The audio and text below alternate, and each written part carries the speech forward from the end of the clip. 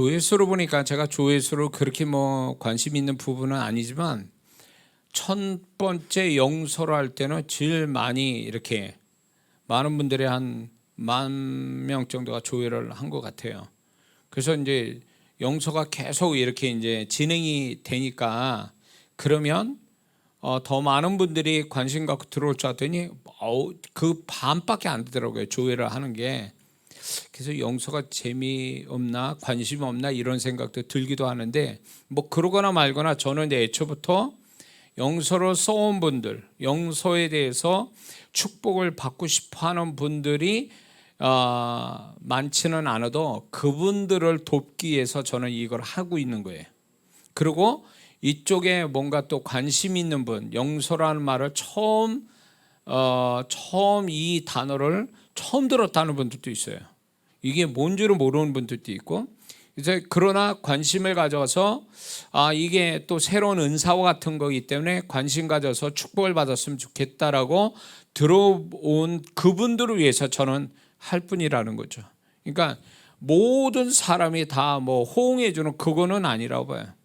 그래서 저는 이거는 하나의 그 사명처럼 또 이 부분에 대해서 답답하는 사람한테 교과서적인 기준점을 만들어 주기 위해서 제가 주님으로부터 받아서 제가 깨달아지고 원리로 배우고 사역해서 얻어진 것들을 정리된 것들을 지금 여러분에게 나눠드리는 거기 때문에 이것이 여러분에게 큰 영적인 축복이 됐으면 좋겠습니다.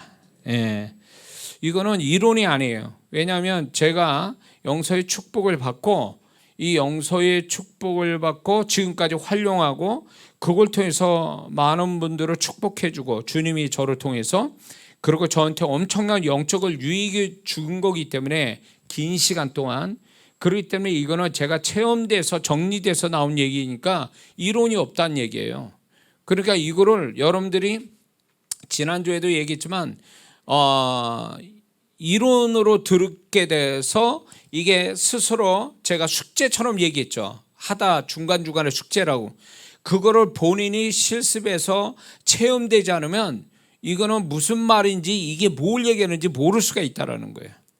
그래서 이게 책으로도 나왔지만 일권의 책에서도 나왔지만 많은 분들이 이거를 지나쳐버리거나 이해를 못하거나 아니면 실습을 해서 경험이 안 되니까 그냥 지나쳤는데 그래서 제가 이거를 유튜브에서 만들어야 되겠다라고 제가 사명감 가지고 얘기한 거거든요. 그런데 여러분들이 듣기만 하고 실습돼서 경험이 안 되면 제가 경험된 걸 경험하라고 원리를 가르쳤는데 경험이 안 되면 이건 반쪽의 지식밖에 안 돼요. 그리고 실제적인 영서의 축복과 능력은 전혀 경험 못한다는 얘기예요. 그러니까 이거는 제가 설명을 해드린 거로 가서 다 한 번씩 해봐야 돼요. 그래서 제 말이 맞다는 게 딱 나와야 돼요. 하나하나가. 그러면 이 사람이 나중에 이 영서라는 게 엄청난 영적인 축복을 주는 도구라는 걸 알게 돼요. 그걸 위해서 하는 거예요 지금. 그러니까 영적으로 희미하고 그리고 헷갈리고 뭔가 착오가 생겨서 낭패당하고 이러지 말라라고. 이 영서라는 것은 그 방언을 하는 사람한테 시너지 효과를 주는 은사와 같은 거란 말이에요 이게. 그러니까 이 영서를 잘 알면요 이 활용도가 모든 은사 중에 이 활용도가 영서만큼 좋은 게 없단 말이에요.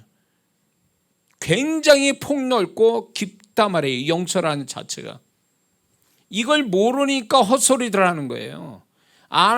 못하는 사람이 영서를 모르는 사람이 비난하고 헛소리하지 정말 영서를 아는 사람은 그런 소리를 안 한단 말이에요. 그러니까 제가 부탁드릴 그런 분은 여기 들어온지 어쩐지 모르겠지만 함부로 말하지 말라는 거예요. 하나님으로부터 온 것을 이 영서가 결국은 영적인 감각을 더 예민하게 더 디테일하게 만들어서 영분별을 하게 만들고 그것이 결국은 사단에게 속지 않고 하나님 뜻을 올바르게 분별하여 순종하게 만드는 것이 영서의 축복이란 말이에요. 믿습니까? 더 나아가서 이 영서가 뭘 주냐면 손에 성령의 임재 속에 손이 성령에 잡혀서 쓰는 거니까 결국은 방언과 손이 성령에 잡히니까 이중으로 잡힌 걸로 인해서 성령에 잡힌 바 되어 예수님을 드러내고, 그리고 그 사람이 결국은 예수님을 드러내는 존재와 삶을 살게 하는 것, 이게 궁극적으로 영서의 이게 목적이란 말이에요.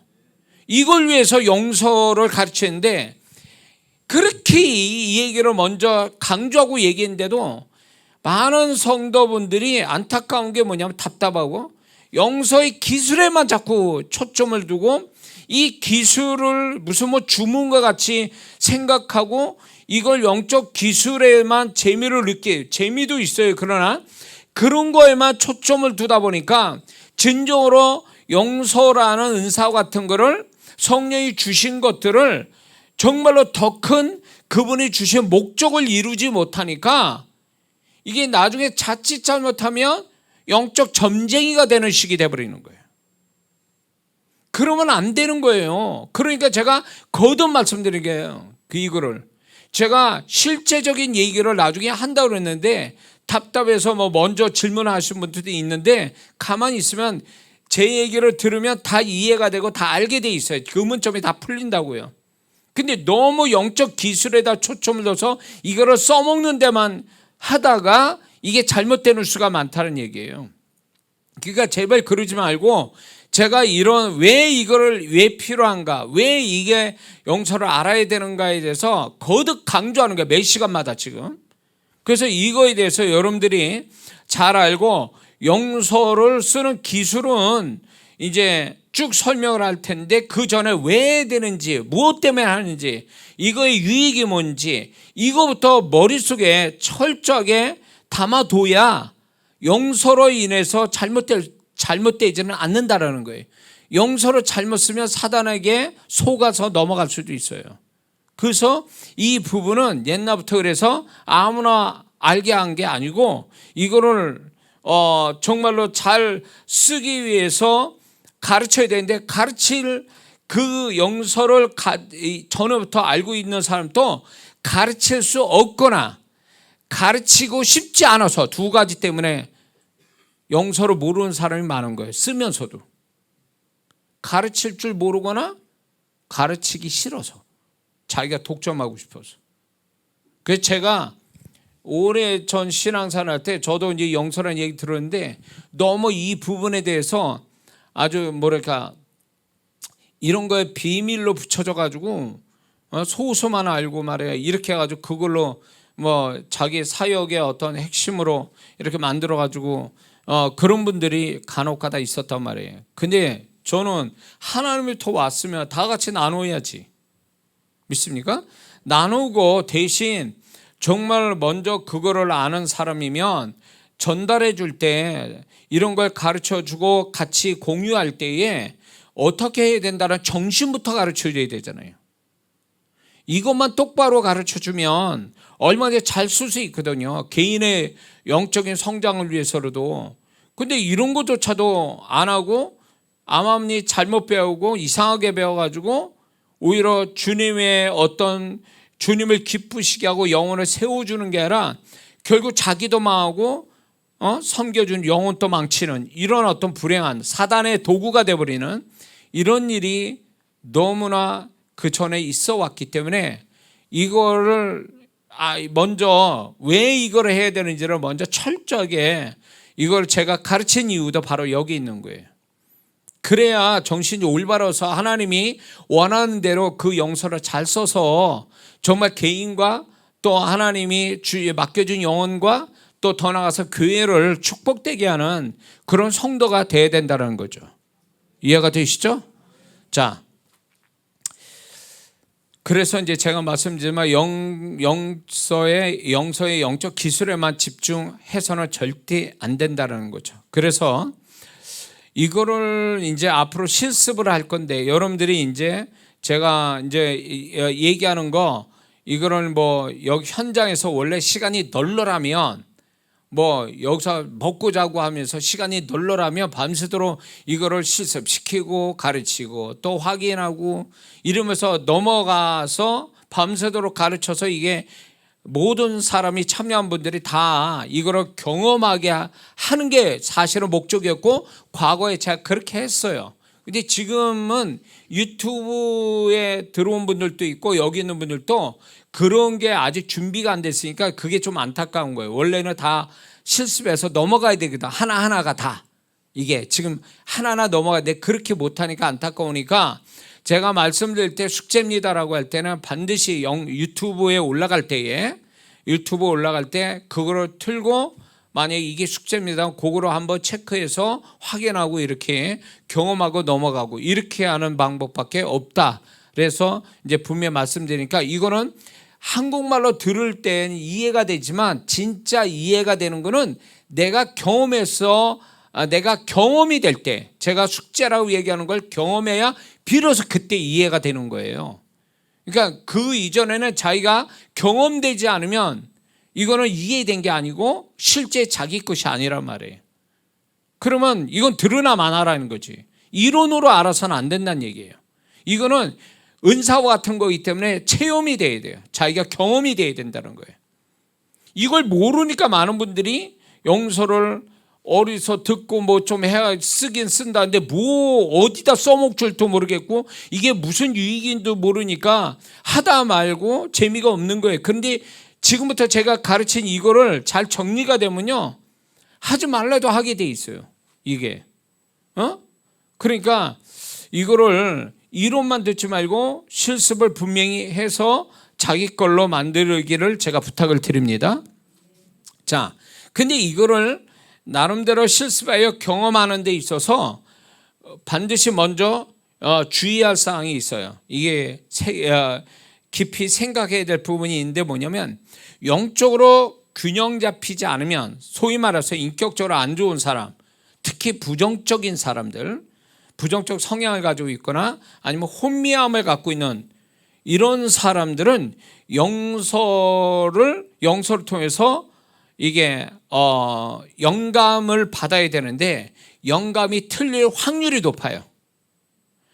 이게 영서라는 걸 통해서 영서가 방언에 좀 디테일하게 만들어주는 영적 어떤 은사와 같은 건데 이게 정확하지 않는다면 이건 영서로 잘못 쓰는 거죠. 이렇게 되면 이 사람은 영서를 모르는 게 차라리 나은 거예요. 모르는 걸 맞다라고 하는 게 위험한 거예요. 이게 나중에 낭패당하는 거예요. 그런데 그 위험성을 갖게 된 어떤 배경 중에 하나가 이거예요. 인격이 안 좋거나 부정적인 성향이 강하나 아니면 먼저 혼미함이 있는 사람은 영서를 쓸 때 잘못 나올 확률이 높다는 영감 자체가. 그래서 이런 사람은 자기의 성품을 고치거나 혼미함을 먼저 축기를 해서 그게 떠나가야 이게 정확성을 갖게 되지.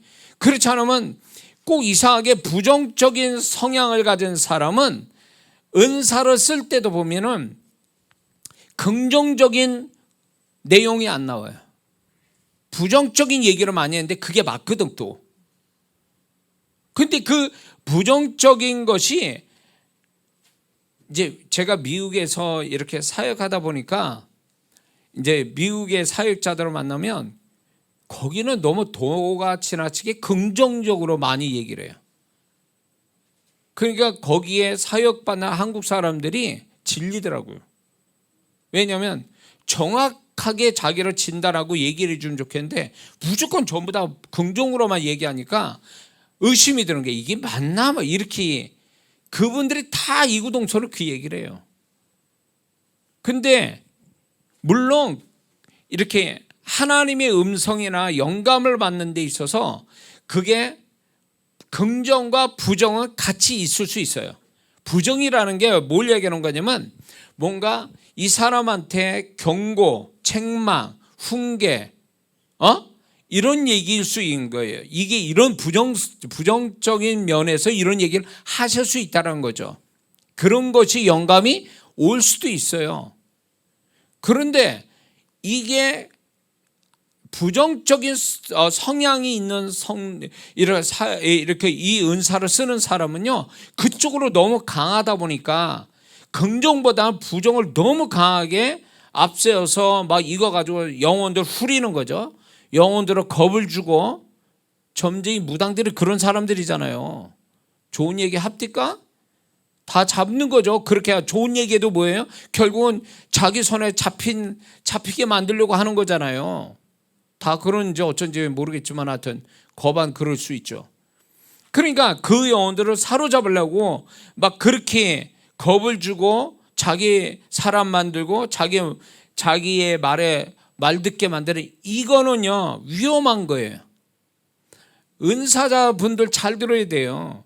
은사를 쓸 때에 만약에 다른 사람을 은사로 섬길 때에 그 영혼을 축복해주고 자유케 하고 분별시켜줘서 그 영혼을 세워주라고 은사를 주신 거지, 자기 사람 만들라고 자기 말에 순종하게 만들어 종되게 하려고 은사 쓰는 자들은 이거는 하나님께 망할 자들이에요. 이런 은사자들을 조심하세요. 응?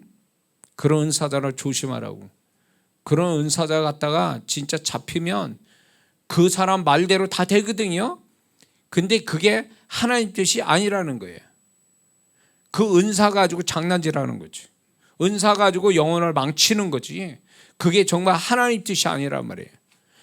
그들은 그 열매로 그들을 안다 그랬으니, 그 사람이 은사를 쓸 때 정말로 하나님께 영광되고 영혼을 세워주고 축복해 주느냐, 그렇게 되면 잘 쓰고는 거 있지만, 그게 아니고 영혼들을 잘못되게 자기 사람 만들고 두려움을 줘서 순종하게 복종하게 만들고, 그리고 하나님 뜻대로 흘러가지 않게 하고 자꾸 안 좋은 일 만나게 만들고, 이런 식으로 가는 거는 이건 진정한 하나님이 은사를 준 자의 모습이 아니에요. 하나님의 문제가 아니라 쓰는 자의 문제란 말이에요. 그러니까 성도분들이 만약에 은사자들 주변에 주의 종으로서의 은사자가 있고 평신도 사역자로 은사자가 있어요. 그럴 때 어떤 신분을 가졌든 간에 그 은사가 대단하게 나타난 사람이 있어요. 근데 그런 사람들이 다 그 사람들이 하나님의 은사를 받아서 사용하는데, 은사는 문제가 없는데 은사를 쓰는 자가 문제가 돼서 하나님을 모독하게 만들고 영혼들을 축복하는 게 아니라 망하게 하는 사역자들도 있다는 걸 여러분 분별하셔야 돼요. 그런 아예 없지는 않죠. 제가 뭐 그 세월을 20년 넘게 내가 보고 듣고 알았으니까 그런 사람도 있거든요. 그러니까 그런 사역자에 가서 인생 억울하게 뭐 다 빼앗기고 막 신앙도 아니고 막 이렇게 되지 말라고 제가 미리 말씀을 드리는 거예요. 그리고 제가 이거를 유튜브 상에서 방언으로 시작해서 영적인 이야기들을 다 이렇게 제가 하게 된 배경도 바로 이거예요. 성도들이 너무 무지해가지고 이렇게 악한 마음으로 사역하는 자한테 잡혀서 고생하는 걸 제가 많이 들어왔거든요. 그래서 그런 성도들이, 그 성도들의 죄는 뭐냐? 하나밖에 없어요. 무지함. 몰라서 당한 거예요. 몰라서. 그래서 이런 성도가 없게 만들려고 제가 하나님이 저한테 주신 걸 다 풀어내서 유튜브에 올려서 정말로 많은 분들이 그냥, 원래 이거는 전에 사역자들만 가르쳐서 뭐 교육비 받고 이렇게 세미나비 받고 이렇게 가르쳤던 내용들이에요. 처음에는 그게 너무 이제 중요한 내용들이고 함부로 가르칠 수 없기 때문에 그래서 등록비 받고 그랬던 거거든요. 근데 이제 그런 일들을 자꾸 이제 소식을 듣게 되니까 이건 안 되겠다. 많은 영혼들을 가르쳐서 분별시켜줘야 되겠다. 그리고 그만한 능력을 가지게끔 만들어야 되겠다라고 해서 제가 이걸 시작된 거거든요, 사실은. 그래서 그런 이상한 사역자들이, 이상한 평신도 은사를 가진 사역자들이 발붙이지 못하게, 그런 걸로 해서 사단에 속거나 잡히지 않기 위해서 제가 이걸 하고 있는 거예요. 좀 이해하시면 좋겠습니다. 그래서 이 은사를 쓸 때는 긍정성이 많은 사람이 은사가 정확성이 높아요. 부정적 성향을 가진 사람은 그게 맞는다 해도 결국은 그거에 올무가 잡힐 확률이 높아요. 자신뿐만 아니라 다른 사람에게도 할 때도. 그래서 제가 왜 이야기하냐면 제가 이제 사역을 이렇게 성도들을 뭐 지금까지 엄청난 많은 20년간 개인적인 공개적으로 수많은 영혼들을 사역을 할 때에 주님이 이렇게 하시더라고요. 그 영혼에 다 이렇게 알려주신단 말이에요. 알려주시는데 이렇게 얘기했어요. 야, 이 얘기 하지 마라. 그럼 왜 나한테 알려주시고 하지 말라는 게? 저 영혼은 못 알아듣고 소화도 못 시킨다는 거예요. 그래서 주님의 방법이에요. 그래서 그냥 축복기도 해줘라. 축복해줘라. 이게 다예요. 주님이 왜 그렇게 하셨을까? 그럴 때 그 영혼의 상태를 보시고 하시는 거예요. 책망보다는 격려를 해줘야 이 영혼이 살 수 있으니까 아무리 그분이 책망할 내용들을 다 알려주셔도 다 얘기를 못하는 거예요. 그런가 하면 어떤 성도는 주님이 그걸 알려주시면서 그분의 감정을 섞어서 제가 말하게 하실 때가 있어요. 응? 그렇게 말을 하게 하신다고. 적나라하게 얘기하는 거예요. 정말 무섭게 얘기하거든요. 그러면 그 성도가 그거 안 들으면 죽을 것 같은 그런 느낌을 받을 정도로 얘기를 해요. 이건 왜 그러냐? 그 성도가 제가 주님의 마음을 살펴볼 때 이 사람은 이만한 책망을 받을 만한 내면을 가지고 있는 사람이에요. 단단한 마음을 갖고 있고 주님이 책망해도 다 소화시킬 수 있는 영혼이기 때문에 그렇게 얘기하시는 거예요. 그리고 이게 이제 어느 정도 주님이 이 책망을 하실 때는 책망을 들어서 돌아서야지, 책망까지 이 정도로 그분이 격하게 책망하신데 안 들으면 그 다음에 뭐가 오냐면 징계가 그 다음에 바로 들어가는 거예요. 그러니까 충격을 주기 위해서 마지막 수단으로 책망을 가하시는 거예요. 응? 그런데 이 두 쪽을 보는 거예요. 제가 성도를 지금까지 사역하면서 두 쪽을 보는데 어느 쪽이냐면 한쪽은 주님이 무섭게 책망하니까 무서워가지고 순종을 해가지고 그분의 뜻대로 행하는 사람이 있었어요. 훗날에 얼마 지나서 저한테 와서 제가 무섭게 책망한 대로 정말 순종 안 하면 큰일 납니다 라고 하니까 회개하고 정말 하나님 뜻대로 순종해서 일이 잘 풀리는 성도가 저한테 그런 간증을 하는 성도도 있지만, 책망을 할 정도로 이 성도가 하나님 보실 때 맥시멈으로 찬 거예요. 이제 하나님의 인내가 맥시멈으로 차서 책망으로 자극을 줘서 그만두게 이거를 하려고 하는데 우습게 들은 거죠. 인간 이장 목사를 소리로 듣고 안 듣다가 나중에 진짜 하나님이 작업 들어가셔서 완전 박살나는 얘기를 제가 듣거든요. 이거는요, 그분이 성향 따라 그 사람 따라서 이렇게 다루시는 게 달라요. 영혼들마다. 그게 제가 주님께 배운 거거든요. 그러니까 이 영혼한테는 긍정적인 얘기만 해야 돼요. 부정적으로 알고 계신 그분이 있는 안 좋은 얘기를 해버리면 감당을 못하니까 긍정으로 얘기를 해요. 주님이 그걸 허락해 주시거나 얘기를 하지 말라 그러시던가 아니면 넌 여기까지 얘기하라 이런 식으로 얘기해서 이렇게 하거든요. 그러나 그렇지 않은 성도는 막 주님이 단단하고 어느 정도 신앙이 된 사람은 그냥 거침없이 그 수준에 맞게 책망을 해요. 그러니까 성도들이 볼 때 목사님이 차별두나, 왜 저 성도들이 이뻐서 뭐 좋은 얘기해주고 저 성도는 뭐가 미워서 저렇게 얘기하나, 그게 아니란 말이죠.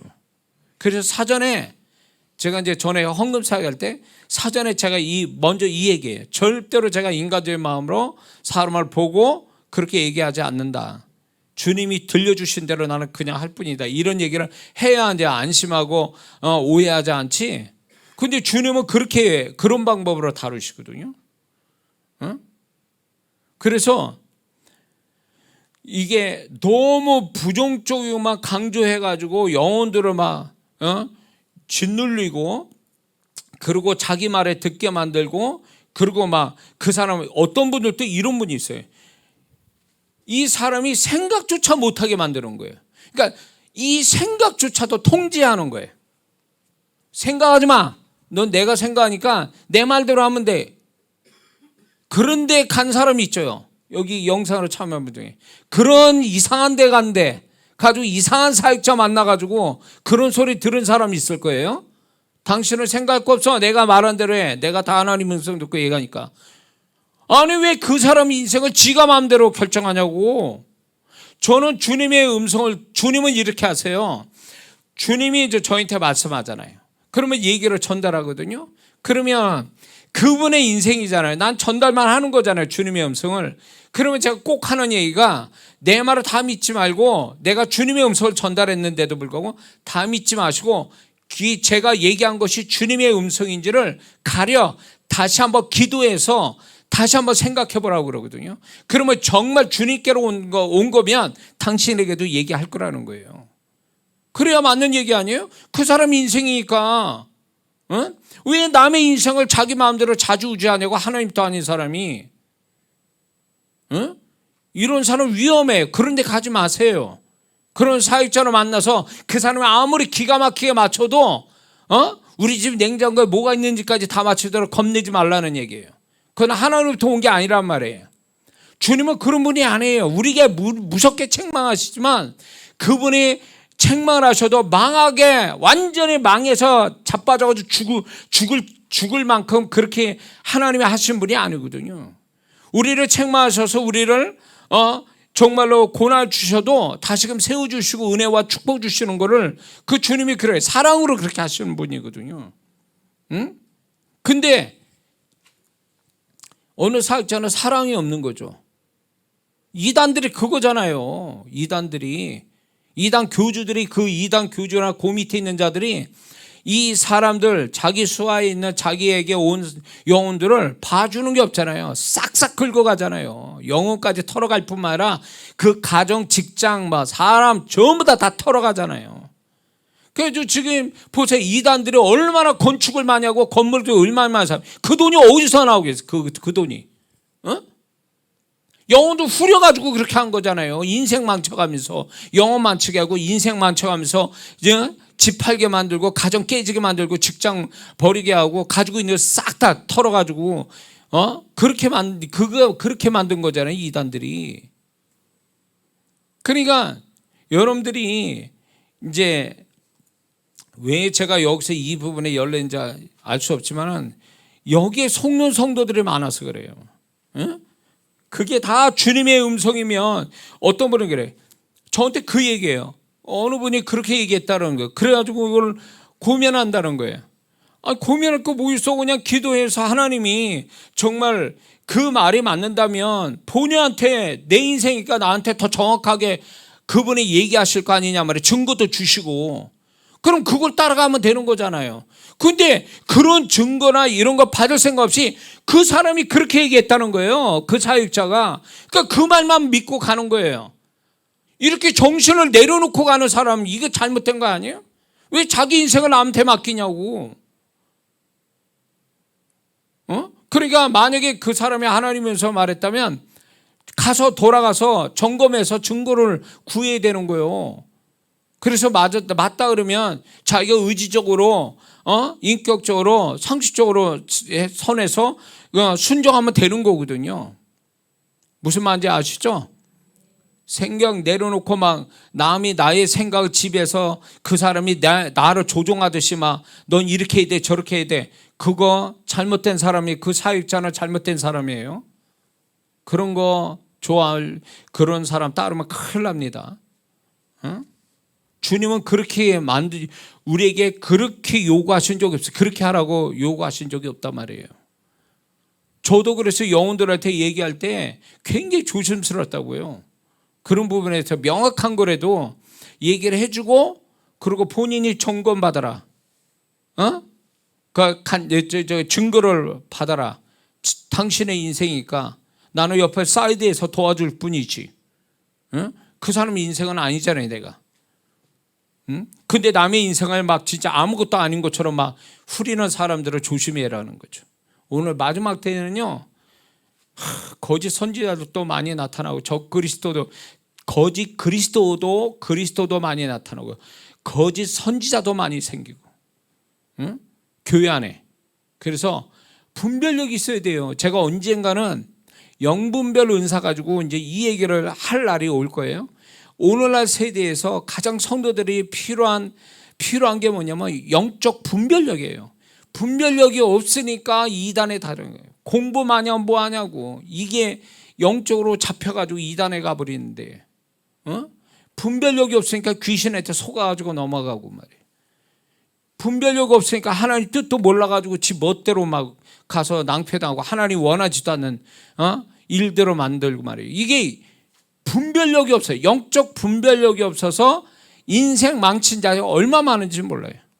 그게 뭐 어마어마한, 어떤 분이 재산상으로 어마어마한 빚을 져가지고 주님이 시키지 않는데 거기에 그냥 막 올인해가지고 말이에요. 그렇게 해가지고 인생 망치고, 그 사람만 망친 게 아니라 가정이 다 망한 거예요. 그냥 막 가정이. 그거는 영적 분별력이 없기 때문에 그 낭패를 하는데 주님이 책임 안 진단 말이에요. 그런 부분은.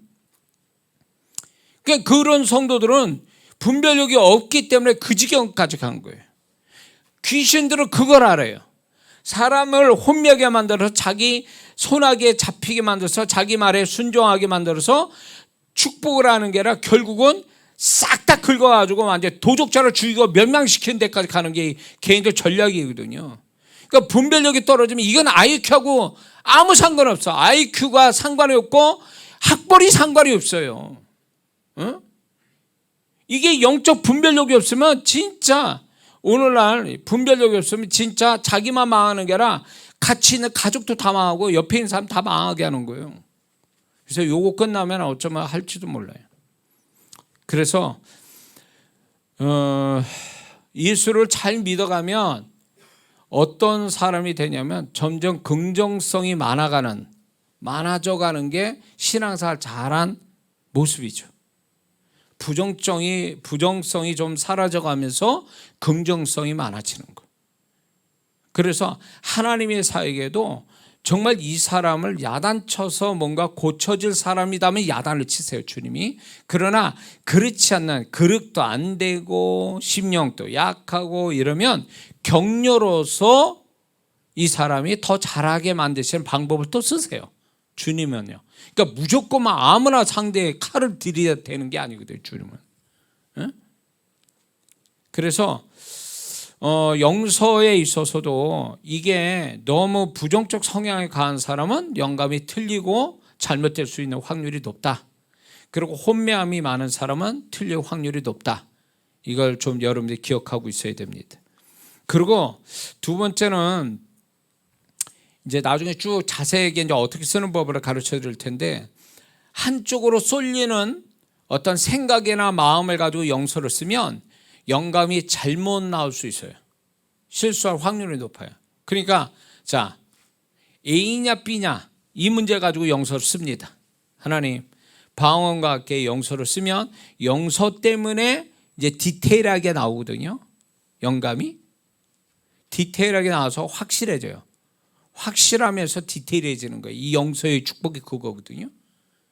그런데 이제 이 사람은 A냐 B냐를 놓고 하나님의 뜻을 묻는 게 아니라 자기는 A를 가고 싶은 거예요. A에다 선택을 하고 싶은 거야. 이거를 생각하고 영서 쓰면 이거는 틀릴 확률이 높아요. 뭘로 나올 것 같아요? A로 나오게 돼 있어요. 이거는 영서 쓸 필요가 없어요. 이런 사람은 영서 쓰면 안 되는 거예요. 많은 사람, 이거는 아주 너무나, 이거는 아주 누구나 다 하는 얘기죠. 기도할 때 하나님 이겁니까 저겁니까 할 때 자기가 다 정해놓고 뭐 하나님께 이겁니까 저겁니까 물어봐. 그러면 결국은 자기 생각에 의해서 자기가 원하는 쪽으로 결과가 나오게 되면서 그걸 하나님 뜻으로 아는 어리석음과 혼미함이 온다, 그 얘기예요. 그래서 영서라는 것도 방언도 그렇고 기도를 할 때도 마음을 비워놓고 중립에다 놓고 해야 이게 하나님 뜻이 선명해지는 거지, 자기가 어느 쪽으로 딱 정해놓고 하는 건 의미가 없다, 그 얘기예요. 그러니까 영서도 마찬가지예요. 영서는 좀 더 정확하고 디테일하게 나오는 게 영서의 특징이거든요. 정확성과 디테일, 이게 영서의 이게 특징이라고 제가 말씀드립니다. 그런데 이거를 한쪽에 내가 마음 두고 하면 영서상에 잘못 나올 수가 있어요. 그러면 여기서 미리 얘기하는데, 이거를 한 번에 딱 해가지고 그렇게 나왔어요. A냐 B냐 할 때 이 사람이 자꾸 한쪽으로 쏠리면 그쪽으로 영감이 나올 수밖에 없어요. 그거는 하나님으로부터 영감이 오는 게 아니라 자기 영감이에요. 이거는 육에서 나온 영감.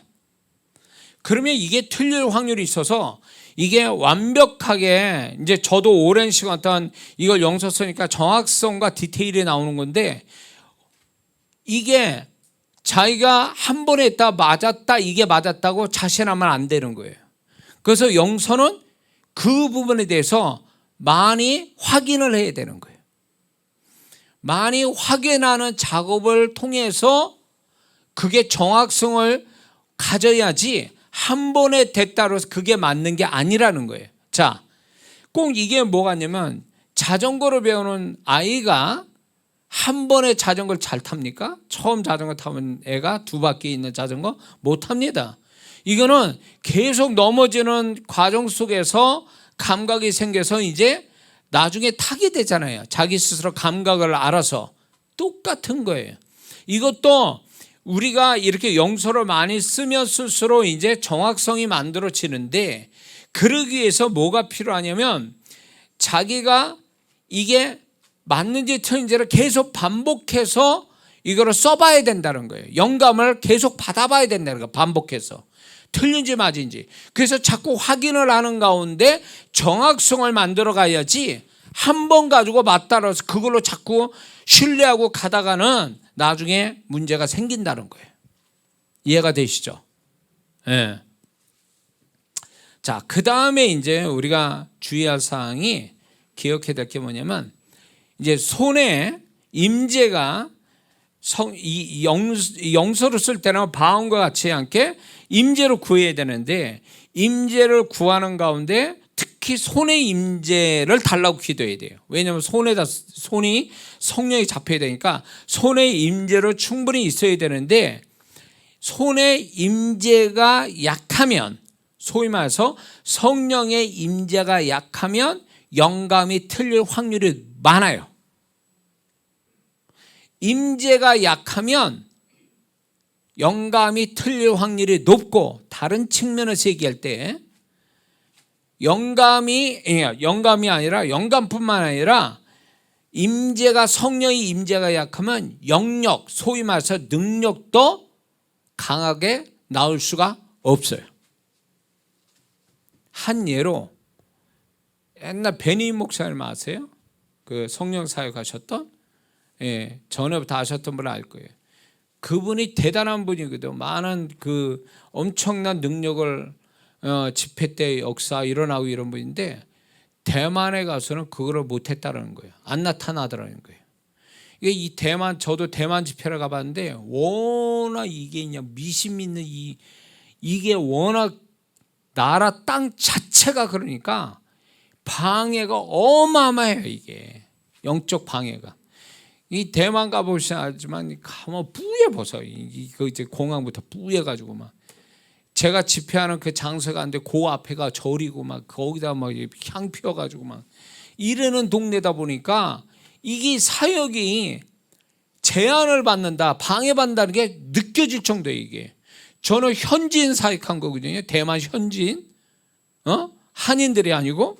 그러니까 이게 이 사람들마다 상태가 안 좋으니까 안 좋지, 땅 자체도 안 좋지. 그러니까 막 이게 방해를 얼마나 하는지, 내가 몸이 탈이가 났다니까. 몸 탈이 났어요. 그래가지고 그런 가운데 사역을 하는데도 은혜 받을 사람 받고, 체험될 사람은 또 병고침 받은 사람은 또 병고침 받더라고요. 이제 제가 거기 간 데는 보니까, 워낙 그 미신을 믿는 그 대만의 종교를 가지고 있는 사람들이 대대로 믿었던 그거를 개종해서 예수를 딱 믿으니까 무슨 현상이 오냐, 귀신 역사를 못 이기니까 제가 그분들을 보니까 불치병 가진 사람 많더라고요. 이게 치는 거. 그래서 이제 사역을 해보면 이게 병 치료를 위한 기도보다도 귀신 쫓는 기도를 더 많이 한 거예요. 왜냐하면 이게 성령이 저에게 분별시키는 게 이건 귀신이다는 거예요. 귀신. 응? 그 죽게 하다 끝나. 죽게 하다. 죽게 하면은 그게 또 낫거든. 또 금방 그 현장에서 금방 또 낫거든요. 또. 응? 그러니까 이런 귀신 역사가 이제 일어나니까 이런 현장에서는 성령의 역사가 크게 일어날 수가 없어요. 방해를 받으니까. 응? 그래서 이것이 이제 제가 집회를 이렇게 할 때 임재, 방언 기도를 통한 임재를 굉장히 중요시 여기거든요. 임재가 강하게 오지 않으면 보통 제가 이제 집회를 하면 한번 집회 시작하면 한 20분간 기도하거든요. 20분간에도 임재가 제가 원하는 그 임재 강도가 안 오면 40분, 50분 동안 기도도 해요. 임재가 올 때까지. 성도들 기도시켜야 돼요. 성도들이 또 기도 안 하면 임재가 안 오거든요. 그러니까 계속 같이 이제 기도를 하는 거죠. 임재가 강하면 그 안에 성령의 역사가 강하다는 얘기예요. 임재가 약하면 성령의 역사 그만큼 약하다는 얘기예요. 응?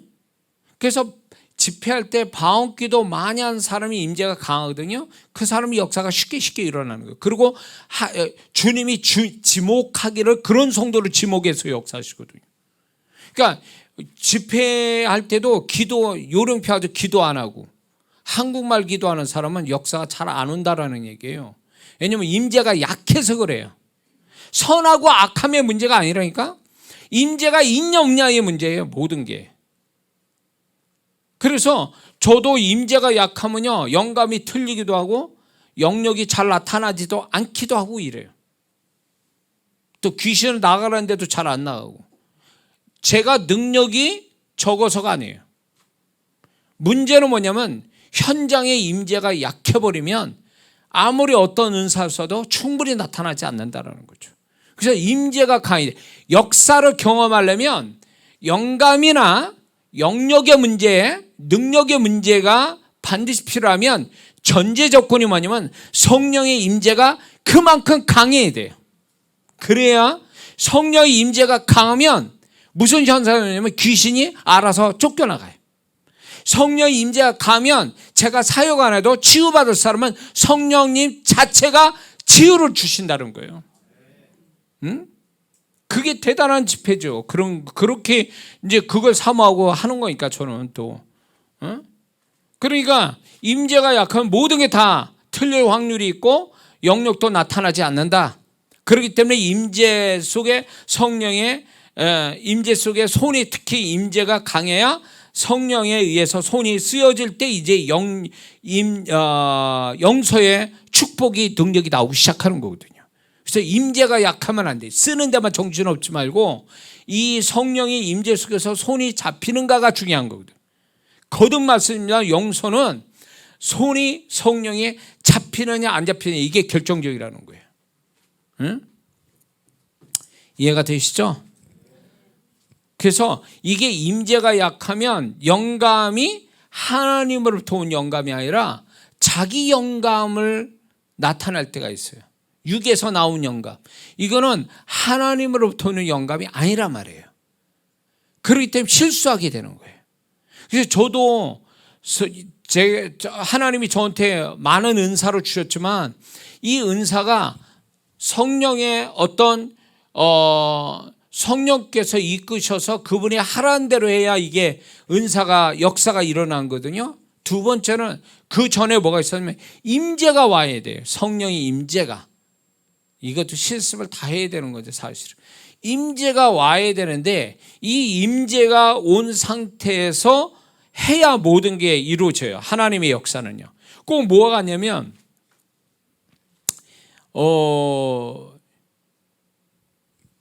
제가 이 비유를 많이 들었는데 어렸을 때 제가 학생 때 웅덩이 같은 데 있으면 동네 아저씨가 배터리를 등에 짊어지고 장화를 신고 물 속에 들어가서 음극과 양극의 긴 막대기를 동시에 물에다 꽂거든요.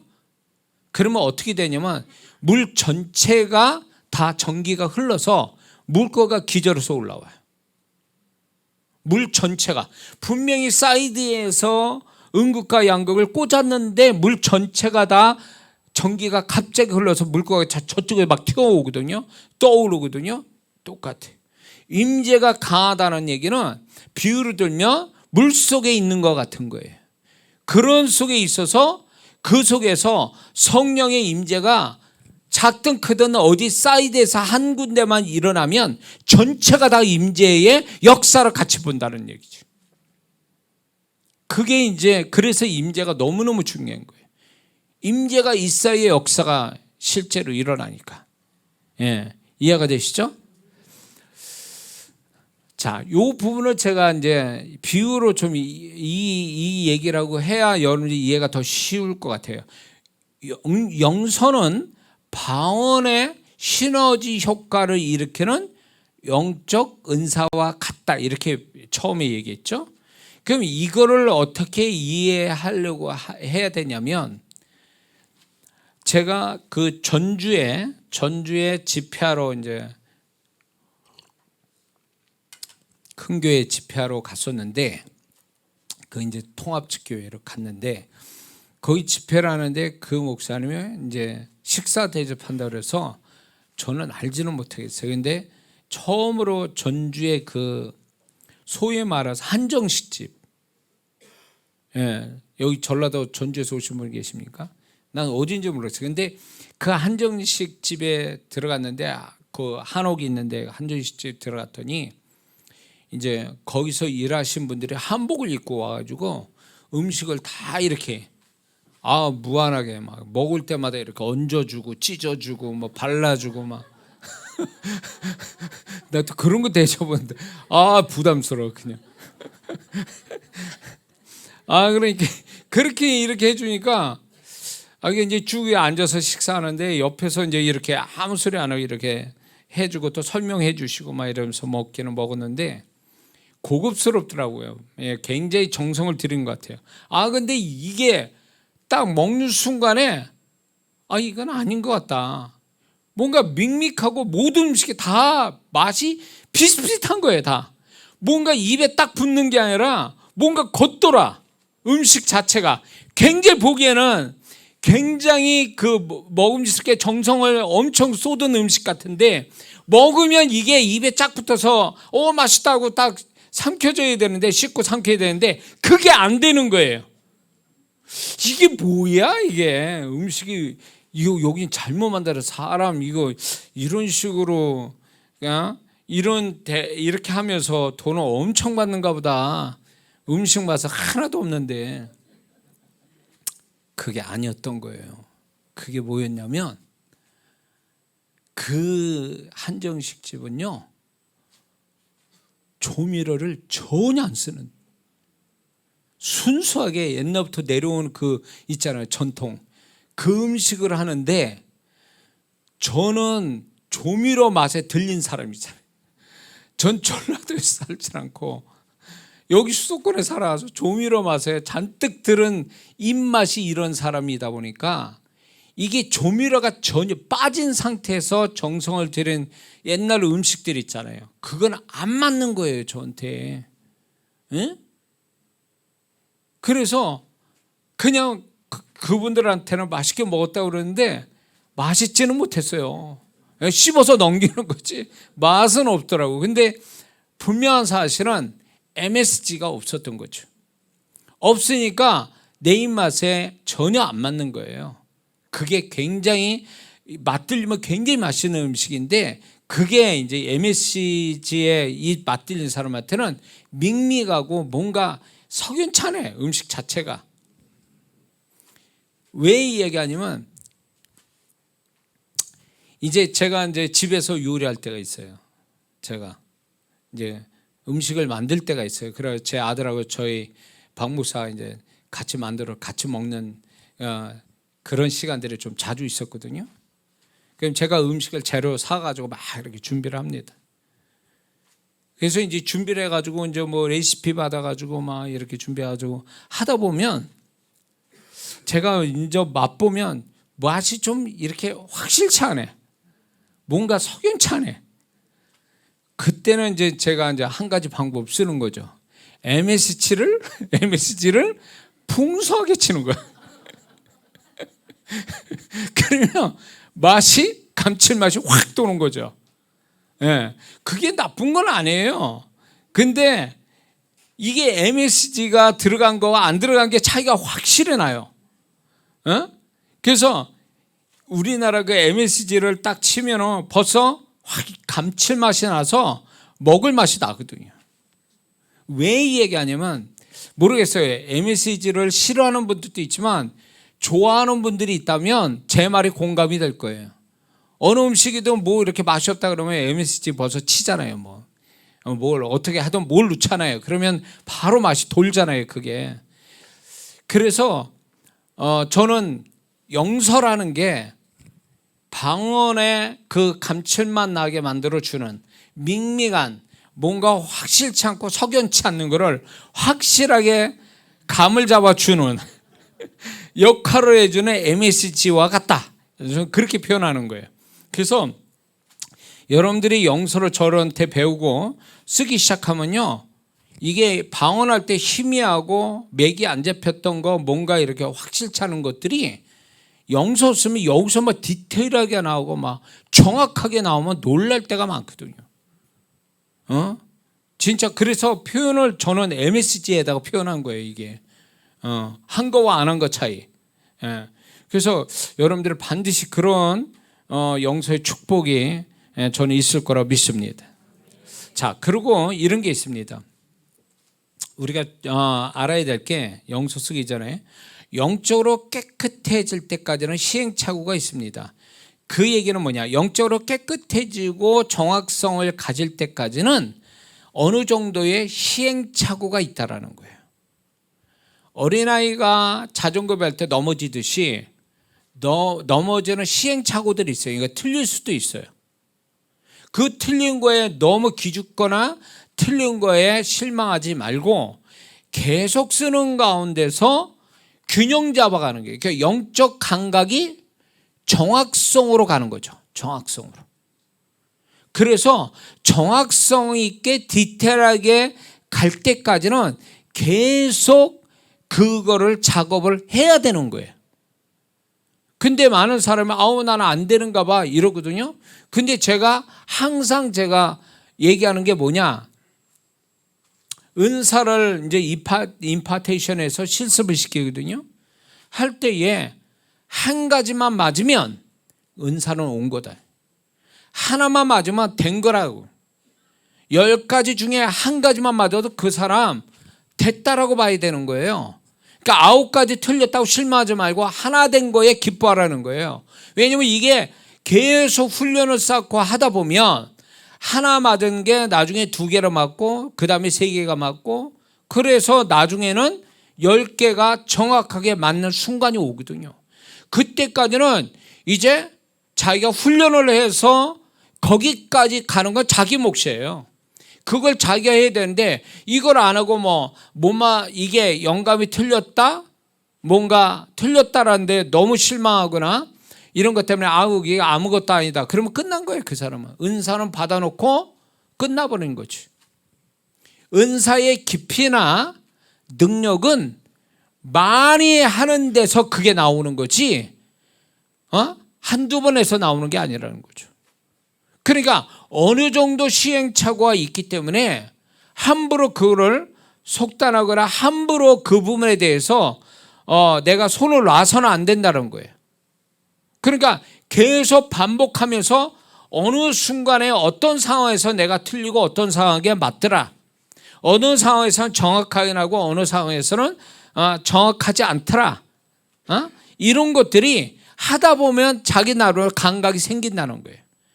그런 것들이 올 때까지는 하고 있어야 돼요. 그러니까 제가 이걸 가르치다 보니까 뭐가 오냐면 사역자분들도 그렇고 이제 주의종도 그렇고 이제 평신도 사역자들이 이걸 가르치다 보면 좀 제가 좀 그분들한테 농담만 진담만 하는 게 뭐냐면 이걸 가르쳐 드릴 때는 막 좋아라 막 이러다가 열심히 없는 거예요. 열심히 좀 하다 마라. 그러니까 은사는 받아놓고 이게 은사는 1분이면 열려요. 열린다고. 그런데 은사의 깊이와 넓이는 그 사람이 얼마나 이걸 많이 하느냐에 따라 달라지는 거거든요. 근데 이 많이 하는 수고를 안 한다라는 거예요. 그러니까 은사를 받아놓고 그 수고를 안 하니까 10년 지나도 여전히 처음 받은 사람처럼 돼버리는 거예요. 예? 그러면 아무것도 아니지 뭐. 그거는 아무것도 아닌 거예요. 그러니까 우리가 영적인 수고를 할 때 제가 거듭 말씀드리지만 하나님 앞에 영적인 수고를 절대로 하나님이 헛수고하지 않게 하시고 보상을 하시는데 우리는 그 영적 수고를 하지 않으니까 그만한 축복을 못 받는 거예요. 그래서 이 부분도 굉장히 귀한 건데 보세요. 일부분의 사람들은 이걸 하다가 재미없어서 그만두면 이 사람은 그냥 그때 참 좋았어라고 끝나는 거예요. 그러나 이거를 계속 이거를 훈련하고 계속 사용하고 이런 사람은요 결국은 이 엄청난 축복을 보게 돼 있다는 거죠. 그러니까 영적인 수고를 할 거냐 말 거냐는 그 사람의 어떤 태도에 따라 달려 있는 거죠. 이해가 되시죠? 그러니까 시행착오가 반드시 있어요. 그러니까 그거에 대해서 두려워할 필요는 없다라는 거죠. 예. 만약에 영감을 받는데 영서를 통해서 영감을 받는데 이게 긴가민가 막 헷갈려 버려. 그러면 확실하게 얘기하지 마세요. 그냥 이건 것 같기도 하고 이건 것 같기도 하고 저건 것 같기도 하고. 그러니까 너무 자신감 있게 얘기하다 틀리면 그것도 문제가 되거든요. 그리고 이런 부분에 영적인 어떤 그 영감을 받는 데 있어서 소위 말하면 제가 농담 삼아 얘기해요. 만만한 사람 붙잡고 해라. 이거 했다가 상처받아서 교회 안 나온다 이런 사람하고 하지 말라는 거예요. 괜히 이런 사람하고 했다가 나중에 지혜가 없는 거예요. 그런 문제가 나중에 너무 이분이 이거에 미쳐가지고 막 하는데 제가 분명히 이 얘기도 하거든요. 너무 확신이 차가지고 막 하다가 실수하고 잘못하고 막 이래가지고 오히려 상처 주고 막 영혼들 이렇게 하는 경우가 있거든요. 그래서 내가 그렇게 하지 말라고 그랬어요. 이게 어느 정도 익숙해지고 뭔가 확실하게 될 때까지는 조심스럽게 지혜롭게 할 필요가 있다. 그래서 제가 이제 재밌게 얘기하는 게 만만한 가족도 붙들고 얘기해라. 얘기를 해도 틀려도 시험 안 들을 사람들, 그냥 잘 웃으면서 넘겨줄 수 있는 가족도 붙들고 해라 이런 얘기 하거든요. 그렇게 해서 어린아이가 자전거를 배울 때까지는 동네 정말로 평평한 평지에 편안한 데서 배워야지 울퉁불퉁 차 다니는 데서 배우면 위험하잖아요. 그런 거 똑같아요. 그러니까는 그런 식으로 이제 자기의 시행착오를 빨리 끝내고 덜 이렇게 시행착오 겪는 데까지 가는 훈련은 자기 몫이에요. 자기가 얼마나 하느냐에 따라. 그러니까 많은 분들이 목사님처럼 되려면 어떻게 해야 돼요? 저도 늘 얘기하는데 저도 방언밖에 할 줄 몰랐던 사람입니다. 그래서 여기까지 왔습니다. 이렇게 얘기를 하거든요. 그럼 목사님처럼 되려면 어떻게 됩니까? 이래요. 사역자분들이 또 부흥사분들이 제가 한마디 딱 해요. 많이 하세요. 방법 없어. 왕도가 없어. 많이 하는 거예요. 저는 엄청 많이 하거든요. 저도 방언밖에 못한 사람이 여기까지 와서 정말 제가 책을 내고 많은 사람 가르치고 소위 말해 부흥사분들에서 주의종부터 기도원장들을 제가 이런 걸 가르칠 때에 거기까지 가기에 얼마나 제가 많이 했겠어요. 왕도가 없어요. 이거는 많이 하면 실력이 늘게 돼 있으니까 모든 거는 다. 그게 필요하다는 거죠. 자, 이해가 되셨죠? 그다음에 주의할 게 뭐냐면 영서로 주술처럼 생각하면 안 됩니다. 소위 말해서 자기 뜻을 이루기 위한 용도로 사용하면 위험하다라는 거예요.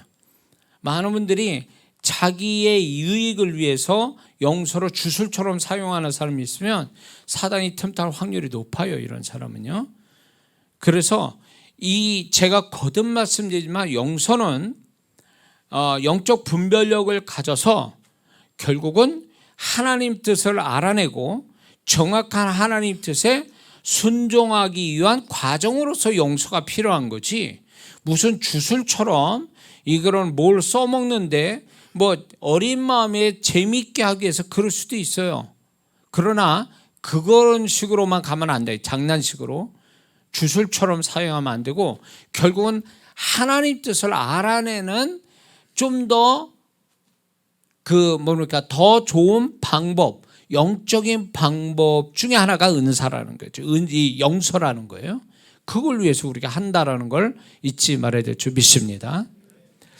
그래서 영서는 결국 신비한, 어떻게 보면 저는 이게 소위 말해서 약방의 감초 같은 거예요. 모든 한약에 감초가 들어가잖아요. 그것처럼 이 영서는요, 모든 은사를 다 포함해요. 모든 은사를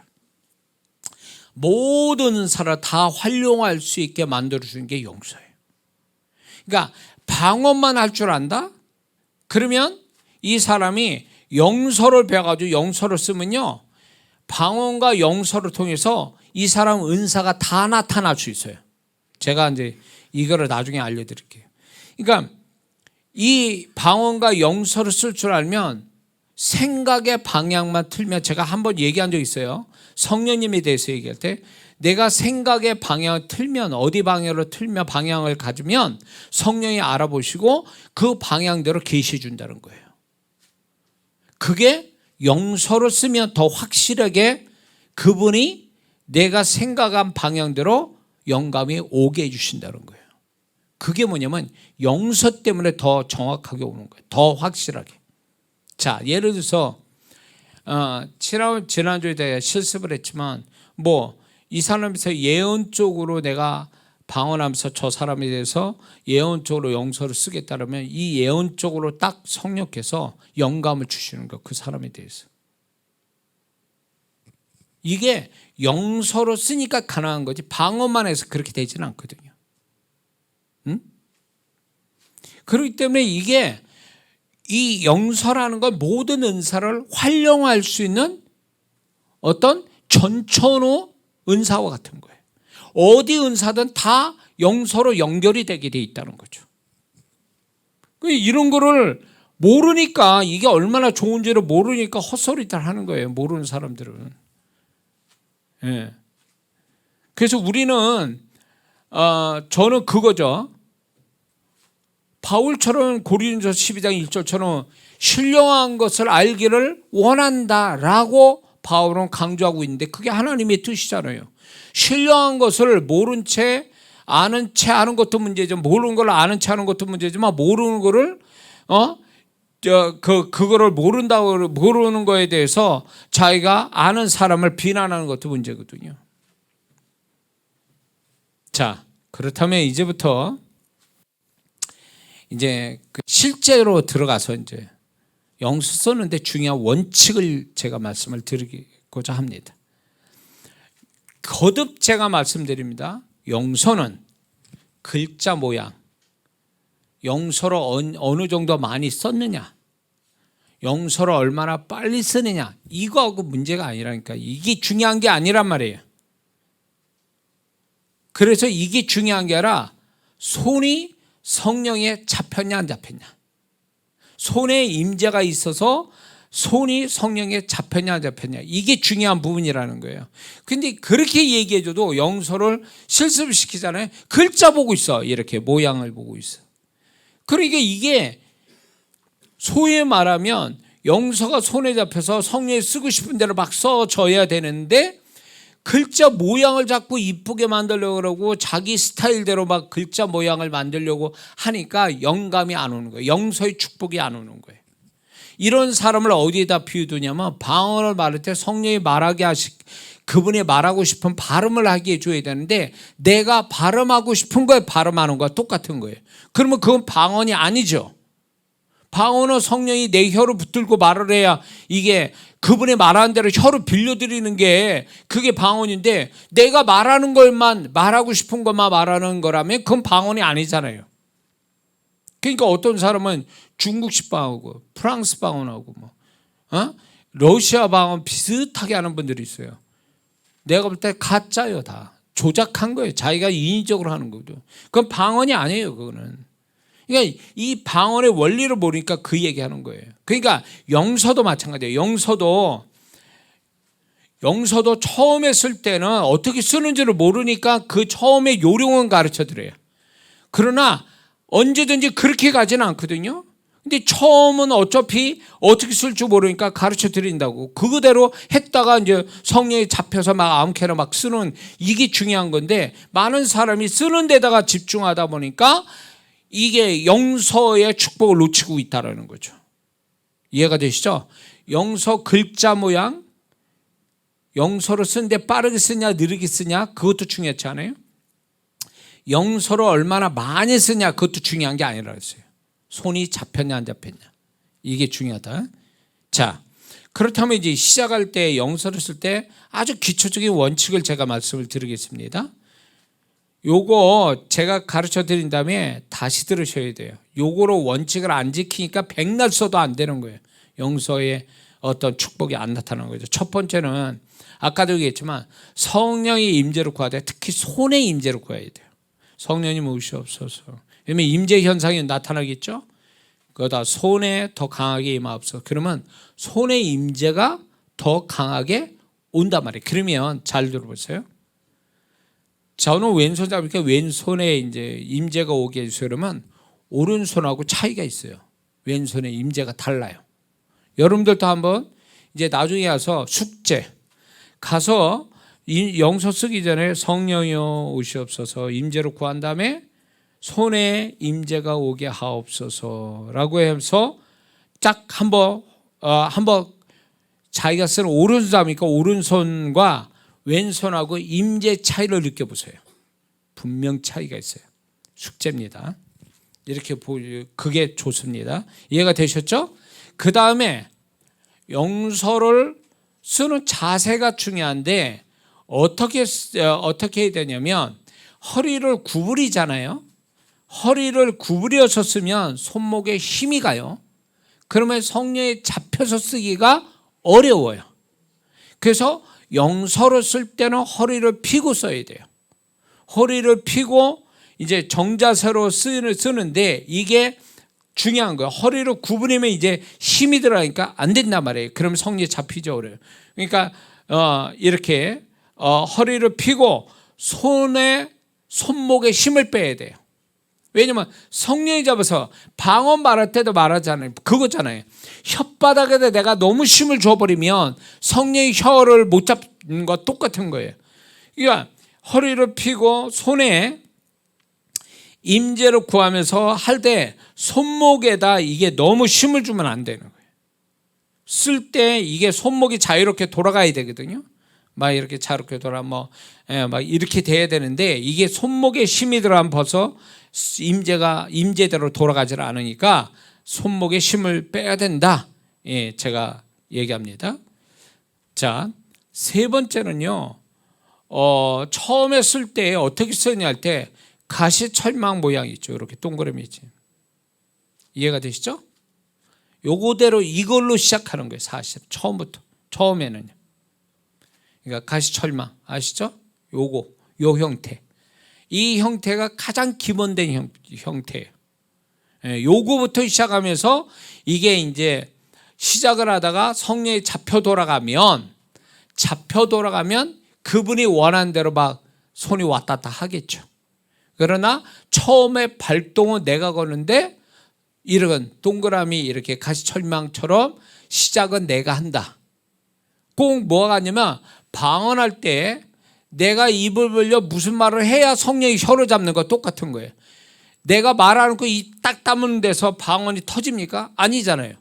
뭔가 내가 뭐라고 얘기를 해야 혓바닥에 소리를 내야 성령이 혓바닥 소리 내는 혓바닥 붙여서 방언 터뜨리는 것과 똑같은 거예요.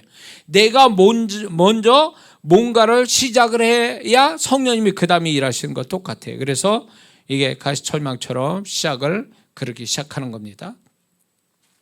그런데 여기서 이제 그 다음부터 이제 네 번째는 이거 중요합니다. 방언의 속도와 손의 속도가 같아야 돼요. 방언은 느리게 해요. 근데 손은 굉장히 빨라요. 이거 안 돼요. 왜냐면 이 방언과 이 손의 영선은요, 맥락을 같이 이루는데 뭐냐면 방언도 성령이 잡아서 발음하는 거예요. 손도 성령이 잡아서 쓰는 거라면 동일하신 분이 혀와 손을 잡았는데 틀리게 한다? 그럴 수는 없잖아요. 그렇기 때문에 발음과 손의 속도는 같아야 된다. 같아질 수밖에 없어요. 이게 보통 다 같아져요. 이해가 되시죠? 숙제 이거 반드시 짚고 넘어가야 됩니다. 자, 그 다음에 이 영서를 쓸 때에 방언을 작게 내면 이게 감각이 영서와 함께 방언을 작게 내면 임재도 약할 뿐만 아니라 이게 방언이 작으면 임재도 약해서 나중에 영감 받는데 문제가 돼요. 그러니까 방언은 되도록이면 크게 내는 게 좋아요. 그래야 영서도 같이 힘있게 이렇게 써지는 거거든요. 근데 이게 방언 소리가 뭐 조그맣게 이렇게 하면 안 돼요. 그래서 방언 은사 이렇게 열어줄 때도 소리를 크게 내라는 이유도 그거예요. 소리를 작게 내면 낼수록 방언이 안 터져요, 이런 사람은요. 그러니까 방언 소리를 크게 낼수록 유리하다, 영적으로. 영서 쓸 때도. 이해가 되시죠? 제발 좀 제가 얘기하는 거 좀 잘 이해했으면 좋겠어요. 그렇게 얘기해도 간단한 방언도 그렇게 얘기해도 시작하면은 내 말을 안 들은 것처럼 하는 분들이 있어서 답답한 거예요. 애들은 다 알아듣는데 어른이 못 알아들어가지고 못 알아들은 거예요. 들을 때는 이해한 것 같은데 시작하면 안 들은 것처럼 돼버리니까. 이러면 안 돼요. 자, 그리고 그 다음에 뭐가 필요하냐면 6번째입니까? 글씨로 보면 안 돼요. 글씨 모양을 보지 말고 영서로 쓰는 데서 오는 영감을 받는 데 집중해야 돼요. 쓰는 데서 오는 영감. 글자로 보지 말고. 글자는 손에 그냥 성령에 잡힌 대로 놔둬버리고 영감을 받는, 생각은 영감 받는 데다 두라는 거예요. 그래서 영서가 결국 내 생각에 어떤 영감을 가져오는데 도구가 되는 거지, 영서 자꾸 글자라면 생각이 여기다 글자 모양에다 집중하고 있으니까 영감을 못 받는 거예요. 이해가 되시죠? 예. 그 다음에 빨리 쓰는 것이 중요한 게 아니라 성령의 리듬을 타는 게 중요하다는 거예요.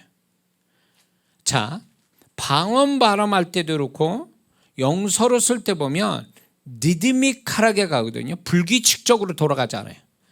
리듬을 탄다고요. 리듬을. 그래서 이 리듬을 타고 영서로 써야 돼요. 무지막지하게 막 가는 게 아니거든요.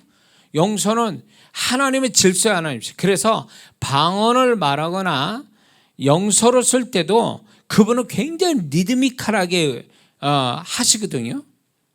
그거는 일종의 규칙적 리듬이에요. 규칙적 리듬. 모든 게 불규칙으로 가지를 않아요. 그래서 이렇게 방언할 때도 보면 어느 때 보면 어떤 분은 방언이 들어보면 방언의 소리가 문제가 아니라 방언을 하는데 리드미컬하는 게 아니라 불규칙적으로 가는 거예요. 그러니까 이 사람은 방언은 이 사람은 자기가 리듬을 조작하고 있구나 이런 생각이 들 때가 많아요. 왜냐면 막 조용히 했다, 왁 소리 있다, 그랬다 잠시 멈췄다가 또 막 했다가 가만히 있다가 악 소리 지르다가 별식으로 다 해. 그러니까 예를 들면 이런 거예요. 아니 다른 사람 다 리드미컬하게 방언을 하면서 잡혀가고 있는데, 성령이 잡히고 임재가 강하게 오는데 혼자서 이건 뭐 불규칙적으로 막 그냥 돌아가는 거예요, 방언을 할 때. 그러니까 옆에 있는 사람도 이게 신경 쓰이는 거예요. 다 같이 리드미컬하게 자기 나름대로의 성령이 자기에게 역사는 성령의 리듬을 타고 하고 있는데 그 사람만 불규칙적으로 난리치는 거예요. 음악으로 말하면 느리게 갔다 빨리 갔다가 스타카토로 나오고 막 난리를 혼자 다 치고 있는 거예요. 크게 했다 강하게 별 소리 다 하고 있는 거죠. 이게 리듬을 못하는 거예요. 리듬을 못하면 이 사람은 분명히 임재도 그렇고 계시도 그렇고 능력도 그렇고 그게 나오질 않아요. 방언을 성령이 하신 대로 이렇게 해야 되는데, 자, 한 예로 방언할 때 여러분들 뭡니까? 진동이라고 그래요. 진동. 제가 진동을 가르쳐 드린 적이 있을 거예요. 유튜브에 진동 하면 거기 나올 거예요. 제가 가르치는 거. 진동을 방언하면 진동이 자연스럽게 나오게 돼 있어요. 근데 그 진동을 보면 그 진동도 하나의 리듬을 타거든요. 성령은 반드시 규칙적이고 아주 질서의 하나님이기 때문에 리드미컬하게 가거든요. 그러다 보니까 이 방언하면서 이렇게 진동도 딱 이렇게 보면 저 사람이 잘 잡혀 들어가고 있구나, 성령께. 그런 거 보면 리듬이 아주 반복적으로 아주 리드미컬하게 움직이거든요. 진동이. 이게 잘하는 거예요. 근데 어떤 사람은 이게 규칙적이지 않고 리듬을 안 타고 불규칙적으로 가는 거죠. 이거는 잘못하고 있는 거예요. 잘못하고 있는 거라고.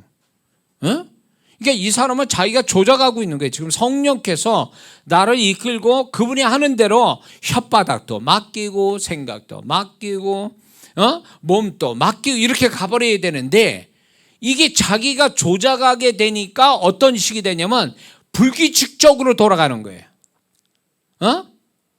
리듬이 없는 거예요. 그러니까 불규칙 리듬으로 막 돌아가 버리니까 여기에서 이 규칙적인 데서 임재가 강해지고 규칙적이게 리드미컬 하는 가운데 계시가 오고 능력이 나타나는데, 이거 아니니까 방언은 자기는 했다고 그러는데 아무것도 없는 거지.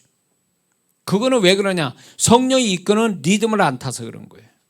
이해가 되시죠? 아멘 해줘요. 이 영상에 참여하는 분들은 나 혼자 지금 떠드는 줄 알고 있다고. 아무도 없어가지고. 그게 아닌 거죠. 자, 숙제예요. 이거 반드시 짚고 넘어가야 돼요.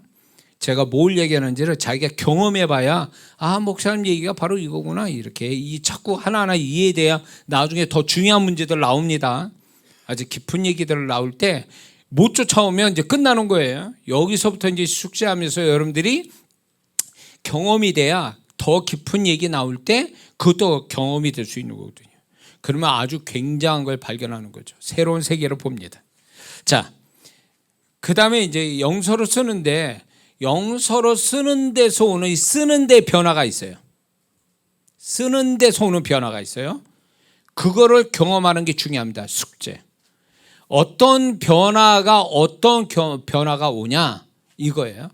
영서로 쓰는데 어느 때는 빠르게 썼다가 어느 때는 느리게 썼다가, 어떤 때는 강하게 썼다가 어떤 때는 약하게 썼다가, 어느 때는 일정한 리듬을 타면서 쓰다가,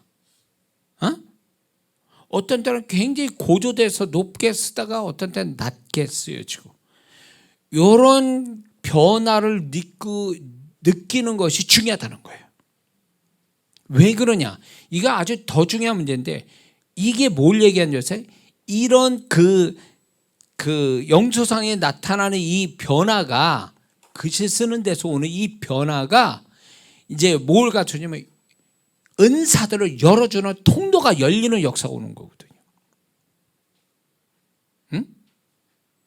그러니까 이 변화를 느끼는, 그래서 빨리 섰다가 느리게 섰다. 어떤 때는 또 막 스타카토로 찍었다가 어떤 때는 막 그냥 점 상태에서 있다가 막 별 희한한 현상들이 다 있어요. 성령이 쓰시는 거다 보니까. 그런 것들이 결국 뭘 얘기하냐? 이게 그 사람의 어떤 영감을 주시는데 통로를 여는 하나의 현상인데, 은사적으로 보면 은사가 여러 은사들이 열리는 역사가 이런 식으로 오는 거예요. 아멘 좀 해요. 그러니까 이게 경험이 안 되니까 지금 한국말인데도 잘 이해가 안 될 수도 있어요. 그러나 경험해 보시라는 게, 지난주에 숙제 내준 거 다 해봤습니까? 예, 하셔야 돼요. 이거 안 하면 이장호 목사가 뭐랄까 좀 없는 얘기하는 것 사람처럼 돼버리는 거예요. 나 혼자 떠드는 얘기가. 그렇게 하면 안 되거든요. 그러니까 이런 뭐 영분별, 신유, 축기, 예언, 지혜, 지식의 말씀, 은사, 이런 것들이 은사가 열리는 현상이 뭐냐면 이런 영서상이 그걸로 오는 거예요. 근데 여러분들이 방언할 때 그걸 감을 잡습니까? 방언도 사실은 방언을 많이 하면 은사가 다 열리게 돼 있거든요. 은사를 따로 안 받아도 방언을 많이 하면. 근데 우리가 방언을 성령에 잡혀서 방언을 하게 되면 이런 현상이 오거든요. 일정한 리듬 타다 빨리 갔다 느리게 갔다가 위로 올라갔다 내려갔다가 소리 질렀다가 어떤 때 잠잠했다, 이런 성령에 잡히면 그런 게 나타나거든요. 방언 속에. 그게 결국 은사를 여는 거예요. 그게 성령께서 은사의 세계를 열어주는 거거든. 근데 그게 영서로서 보면 이게 더 방언할 때보다 더 더 확실하게 경험이 되는 거예요. 이게 이해가 되시죠? 근데 이렇게 쓰여지는 그 영서상이 쓰여지는 거하고 방언하고도, 방언의 어떤 소위 말하면 방언의 발음이나 강도가 다르게 나타난다는 거예요. 은사가 여는 이 부분에 있어서 방언의 발음과 발음의 강도가 다르게 나타날 수 있다는 거예요. 그래서 여기서 이제 여러분들이 아셔야 할 게 뭐냐면, 제가 이걸 하다 보니까 저 역시도 그렇고 많은 분들에게 이걸 가르치니까 공통되게 얘기하는 게 이게 있어요. 거기다가 뭐냐면 목사님 영서로 쓰니까 제가 기존에 쓰던 방언하고 다른 발음이 나와요 이래요. 이게 너무 자연스러운 현상이에요. 영서로 쓰면 영서로 쓰는데 오는 방언 발음이 달라요. 이거 중요한 부분이에요. 숙제. 이게 경험이 돼야 되는 거예요. 이거는 소위 말하면서 저는 이렇게 붙인 거예요. 영서 방언이다. 영서만을 위한 방언. 이 영서 방언이 이제 어떻게 되냐? 사역할 때, 나나 다른 사람을 사역할 때 이게 능력이 되는 거예요. 능력 방언이 되는 거예요. 사실은 영서 방언이 사역을 위해서 능력 방언이 되는 거예요. 그게 이 꼴 이해가 되세요? 숙제. 그래서 이제 여러분들이 이런 거를 경험하면서 이제 하나하나 이게 경험이 돼야 되거든요. 그래서 영서를 쓸 때 성령이 잡혀서 썼는데 의도하지는 마세요. 제가 영서 방언이 나오더라 그래서 자기가 의도적으로 영서 방언을 하려면 안 돼요. 그건 조작하는 거니까 안 돼. 근데 성령의 임재 속에 손 잡히고 발음을 하다 보면 영서 쓰면 전혀 생각지 않는 발음들이 나온다면 그게 영서 방언이라는 거죠. 그게 또 다른 영적인 통로를 여는 역할을 해주는 게 영서 방언이고, 이게 능력을 나타내주는 방언이라는 거죠. 굉장한 거예요. 그래서 제가 초창기 때 성도들 사역할 때 여기다 종이를 놓고 사역을 했어요. 쓰면서. 그러니까 발음이 확 바뀌죠. 그러니까 나무차 쓰는 거죠. 처음에 이거 엄청 저도 실습을 했거든요. 실제로 지금 당장 집회 가운데 성도들은 문제를 풀어야 되고 주님의 음성을 들려줘야 되니까 이게 방언만 발음을 해가지고는 안 되니까 제가 영서를 썼거든요. 노트를 놓고 막 영서 쓰면 이제 그게 나오는 거예요. 근데 순간적으로 바뀌어요. 평소에 했던 발음하고 다른 방언이 막 나오니까. 그래서 제가 지금 여러분들이 제가 방언할 때 시작하면서 여러분과 같이 방언하잖아요. 이게 영서 방언이에요. 그전에 이런 방언이 아니었대. 이 발음이 아니었다고요. 근데 영서를 엄청 많이 쓰다 보니까 이 발음으로 굳혀진 거예요. 근데 이 발음이 결국 귀신을 쫓거나 뭐 예언하거나 무슨 영분별하거나 병을 고치거나 이럴 때 이 방언이 나오는 거예요, 제가. 그래서 그때부터 굳어진 게 지금 이 방언을 계속 쓰고 있는 거죠. 하여튼 여러분들이 이거는 이론이 아니고 제가 실제로 경험하고 많은 분들에게서 제가 받은 얘기이기 때문에 여러분들이 이게 맞다라는 거 여러분들이 축제로 경험이 되기를 바랍니다. 자, 거듭 말씀드리지만 영서도 하면 할수록 영서의 깊이가 생긴다는 거예요. 넓고 깊어진다는 거예요. 영서를 쓰면 쓸수록. 그래서 제가 지난주에도 얘기했죠. 영서를 쓰는 데 있어서 이제 노트 볼펜하고 그냥 종이가 너무 많이 쓰여지니까 아예 플라스틱 칠판 같은 거에다가 플라스틱 이렇게 쓰는 거 나오지도 않는 거 그거를 하니까 종이값도 안 들고 그거 가지고 쓰니까 좋더라고요. 그래서 종이가 남아도 온 사람은 그렇게 하세요. 볼펜 가지고 하되 그게 아깝다 그러면 아예 그냥 보드판 같은 거에다가 이렇게 보드 색깔이 안 나오는 그거를 계속 쓰는 연습을 하면 이것만큼 좋은 게 없어요. 예. 그래서 이게 하다 보니까 나 혼자 이걸 누가 가르쳐서 하는 거다. 하다 보니까 너무 재밌는 거예요. 이게 나 혼자서. 그리고 이제 이거로 가까운 사람부터 사역을 하기 시작한 거예요. 내가 나 자신에 대해서 해보고 이게 나니까 이게 내가 다 아는 거니까 이럴 수도 있겠다 그래서 이제 검증하기 위해서 가까운 사람부터 막 사역을 했죠. 그리고 집회를 하나님이 나가 계실 때부터 이때부터 막 대놓고 막 쓰면서 사역하기 시작한 거죠. 예.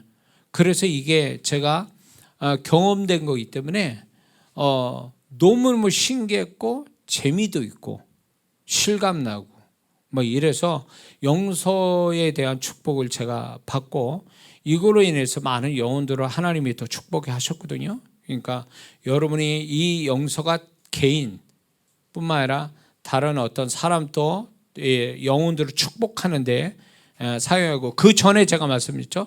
영서에 활용하는 거 요거를 여러분들이 많이 이거를 보시고 숙제 이거를 자주 해보면 모든 거에 다 활용이 되고 이 영서가 아주 디테일하게 정확하게 지적을 해준다는 거예요. 그래서 영서가 희미한 거 우리가 영적으로 희미한 거를 정확하게 잡아주니까 이것만큼 좋은 게 없다. 이해가 되시죠? 아유 시간 많이 갔네. 자, 요거 하나만 얘기하고 마치렵니다. 자, 집에 가서 요거 숙제입니다. 이건 뭐냐면 비교 경험을 해보는 거예요. 자, 어떻게 하냐? 첫 번째는 어떤 주제 하나를 정해놓고, 주제를 하나 정해놓고 그 주제에 대한 영감을 받는 두 가지 방법을 택하는데 하나는 방언만에서 받는 그 주제에 대한 영감을 받는 그 하나를 적어놓고 또 하나는 방언과 영서를 쓰면서 영감을 받는 거를 비교해 보라는 거예요. 그러면 어느 것이 더 정확하고 명확하고 확실하고 어떤 게 더 풍성한 영감을 주는지를 요걸 집에 가서 숙제를 하시라는 거예요. 그러면 제가 말씀을 드린 대로 방언만 할 때보다도 방언과 영서를 같이 쓰는 것이 훨씬 더 많은 영감을 준다. 영감을 받는다는 건 결국 하나님의 생각을 우리한테 넣어주시는 거거든요. 그거를 받는 게 제일 잘하는 거잖아요.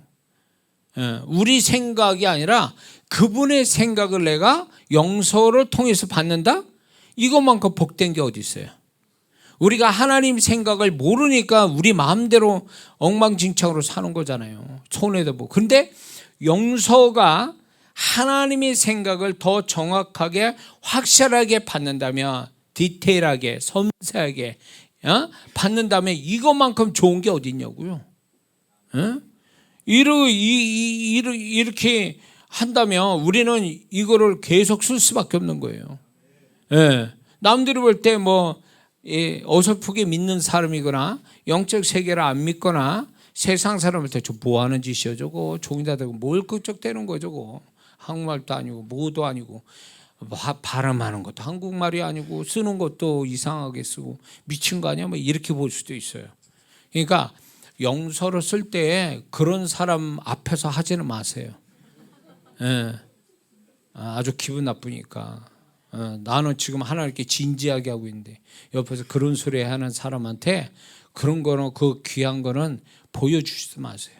괜히 그 사람도 죄 짓는 거고, 나는 나대로 이렇게 소위 말해서 기분 나쁘니까 그렇게 하지 마세요. 그러니까 나 혼자든가 아니면 이걸 이해하는 분하고 같이 하면 더 좋아. 서로 이렇게 나중에는 이제 이 부분을 같이 사역을 해주는 거지. 한번 당신 문제, 그 문제 한번 꺼내봐 하나. 우리 그리고 같이 한번 영서를 쓰면서 한번 답을 받아보자 하나님께.